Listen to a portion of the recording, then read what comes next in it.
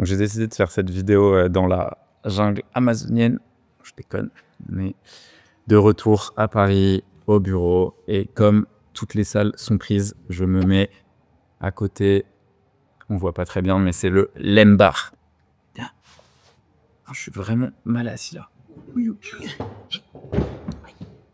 Je suis tombé sur cette histoire. Je sais pas si c'est vrai ou pas, mais je trouvais le concept très intéressant. En gros, c'est un gars qui liste sa maison à 800 000 $ pour la vendre. Il attend quelques semaines, aucune visite, quelques mois, aucune visite. Il comprend pas, il va potentiellement essayer de baisser le prix, mais toujours rien. Au bout d'un moment, il se dit, bah en fait, je vais pas vendre ma maison à 800 000 $, je vais la vendre à 1 $. Par contre, il y a une condition. C'est pas juste 1 $, c'est un tirage au sort. Et donc, la personne qui va gagner ce tirage au sort aura acheté la maison à 1 $. Mais, et c'est là le point important, pour rentrer dans ce tirage au sort, il faut que tu achètes un billet, et ce billet, il est vendu à 1 $. Ce qui fait que, en gros, la personne qui sera tirée au sort n'aura dépensé qu'1 $ et aura la maison. Mais pour que tu puisses rentrer dans la loterie, il faut que tu achètes ce ticket. Donc le mec lance ça, il fait un post, ça devient viral, il imprime plus de 2 millions de tickets et il fait le tirage au sort et tu as bien une personne qui gagne et qui achète sa maison du coup à 1 $ puisqu'elle a dépensé pour acheter ce ticket. Sauf que le gars qui galérait à vendre sa maison à 800 000 $ et ensuite après en ayant baissé les prix, bah au final, il se retrouve à avoir vendu pour 2 millions de dollars de tickets. Et donc, il s'est fait 2 millions. Ça me fait penser à cette phrase qui est « Les petits ruisseaux font souvent de grandes rivières ». Cette image qui est assez cool, c'est de te dire que plein de petites actions peuvent souvent se transformer en quelque chose de beaucoup plus grand. Là, aujourd'hui, la personne, elle a vendu un ticket qui valait 1 $. Donc, tu te dis comment est-ce que tu vas faire de l'argent ?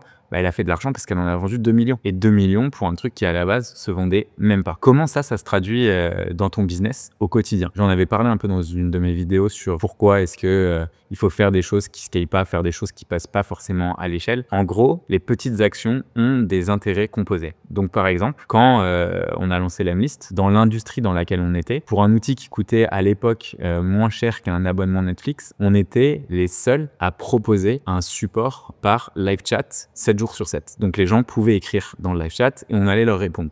Et en fait, tu te dis, c'est très con de faire ça. C'est très con de faire ça d'un point de vue business parce que tu peux te dire, en fait, vous perdez du temps. Vous allez passer du temps à répondre à des clients au live chat, donc ils vont vous contacter régulièrement, alors que c'est des gens qui payent quasiment rien. Donc, c'est pas logique de leur donner un niveau de service qui soit aussi élevé. C'est pas logique que toi, Guillaume, fondateur de la boîte, tu fasses des démos à des gens toute la semaine parce que ton temps a beaucoup plus de valeur. Et j'en ai entendu des conneries comme ça. J'en ai entendu énormément.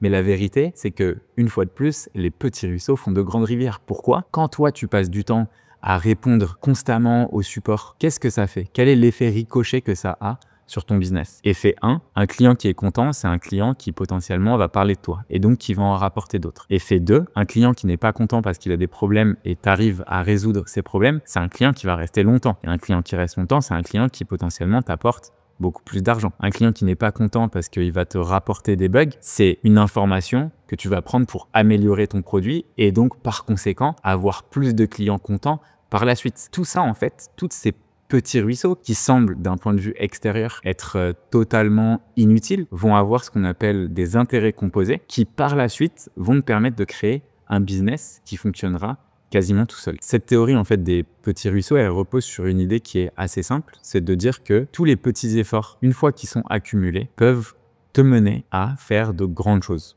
Voilà. Je vous avais parlé de mes galères immobilières en ce moment et je pense que c'est une nouvelle visite. Oui, bonjour, vous allez bien?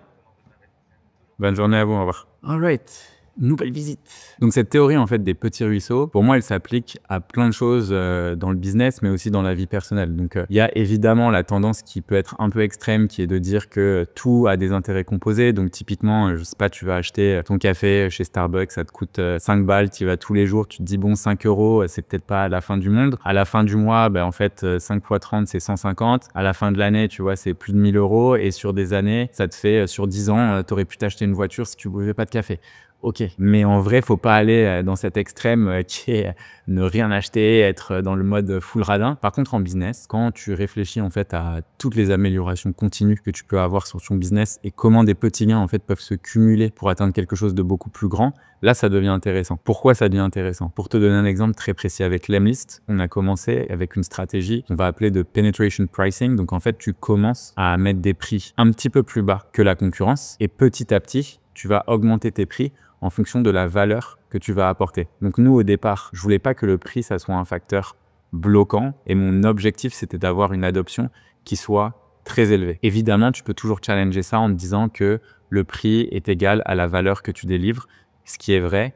Néanmoins, faut pas non plus prendre les gens pour des cons. Nous, on était dans une industrie qui était assez commoditisée. Typiquement, si tu dis que, je sais pas moi, tu vends du café, si les gens ont l'habitude de consommer du café à 1 ou 2 euros quand ils achètent leur café dans un bar, si tu arrives et que tu dis que ton café, il va coûter, je sais pas moi, 3, 4 euros, il faut que tu puisses expliquer pourquoi ton café vaut ce prix-là. Par exemple, Starbucks, il y avait un vrai effet de mode, il y avait une marque qui était forte, ils avaient construit quelque chose qui leur ont permis de s'implanter dans énormément de villes d'Europe et de vendre un café qui était plus cher que le café que tu pouvais acheter soit, je sais pas moi, au bar ou dans un café, quoi. Néanmoins, pour Lemlist à l'époque, personne ne nous connaissait, on n'avait pas une marque forte et nous, notre objectif, c'était surtout d'avoir énormément de feedback et si tu veux un marché qui est plus large, c'est plus logique d'avoir une stratégie de prix qui soit plus agressive au départ. Et donc, c'est ce que j'avais décidé de faire. L'idée de ces petits ruisseaux, c'était de se dire comment est-ce que je peux aller chercher des petits gains